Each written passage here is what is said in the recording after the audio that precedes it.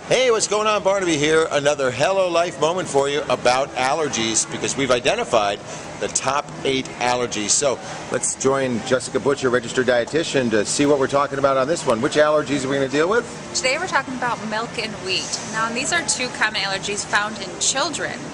But the good news is, even though it's definitely dangerous and can be a scary thing if your child is diagnosed with a food allergy, but 80% of children do grow out of these allergies. So that is the good news for this segment.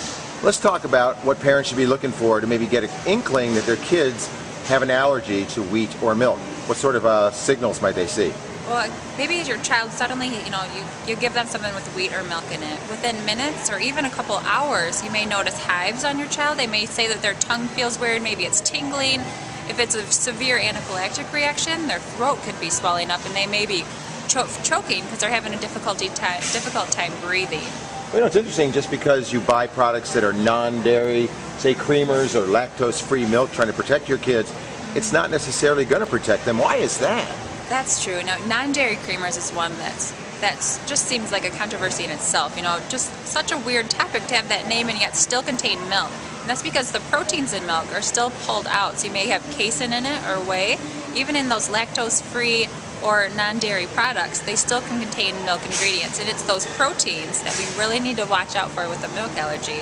But what's nice is because the FDA does mandate it, that any ingredient statement that you're looking at does have to list out clearly in plain terms if it does contain milk, wheat, or any of the other top 8 common allergens. So it makes it a little bit easier to keep an eye on. We just need to always be looking at those ingredient statements. Alrighty, now what about in the realm of wheat intolerances? I imagine that there's also some detective work that needs to be done there as well. That's true. Now, wheat and milk can both be found even in deli meats. There's lots of surprising sources out there, and we always need I cannot stress it enough, to just always be looking at that ingredient statement, because there are a lot of surprising sources out there. Soy sauce, that certainly surprises me. What's in there that's not good for the wheat and milk allergic?